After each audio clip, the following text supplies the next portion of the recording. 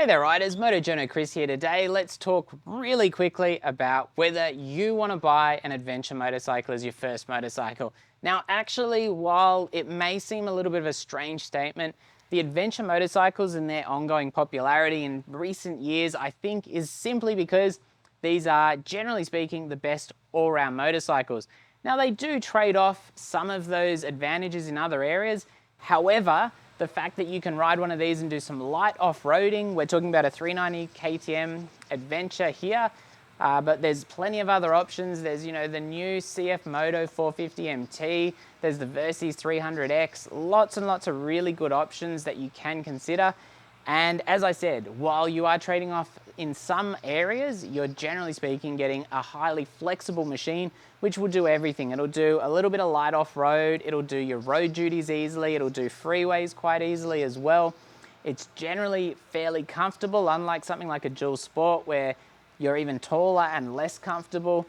They are a little bit heavier than a dual sport when you consider the off-road side of things, but you're not losing too much as far as road manners, which for many people, if they're thinking to themselves, well, I'd really like to go and explore the little tracks and trails near where I live, or go off-road a little bit, just really have the freedom to do whatever I want, but that may never happen.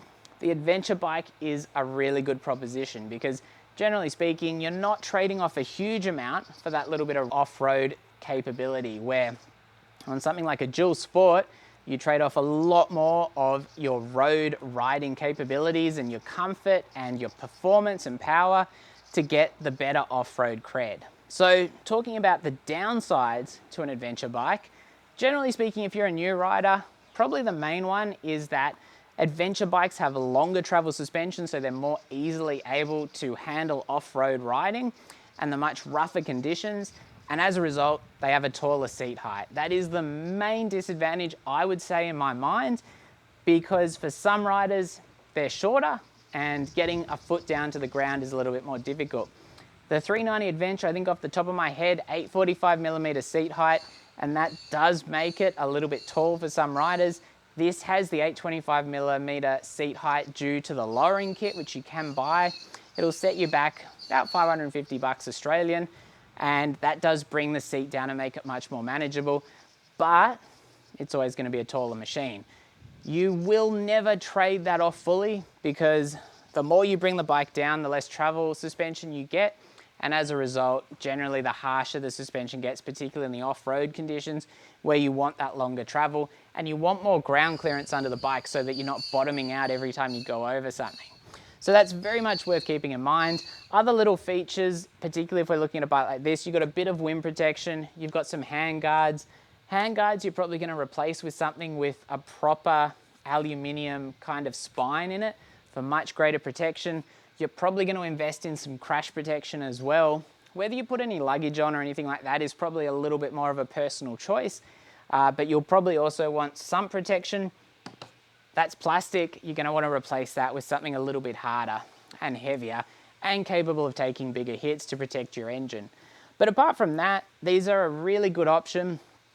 Probably the one other downside I should mention is adventure bikes, because of the popularity of this class of bikes, they do tend to carry a little bit of a premium.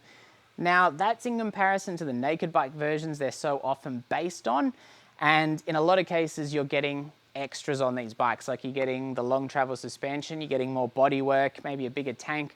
There are areas that are kind of added to these bikes which do justify some of that price increase, but generally speaking they're a little bit more expensive than a pure naked bike, and as a result, if you're on a really tight budget, you might need to look secondhand, or if you're not really sure that you're going to be doing any off-road riding at all, or it's going to be super light off-road riding, you can probably still manage that on a naked bike, no issues whatsoever.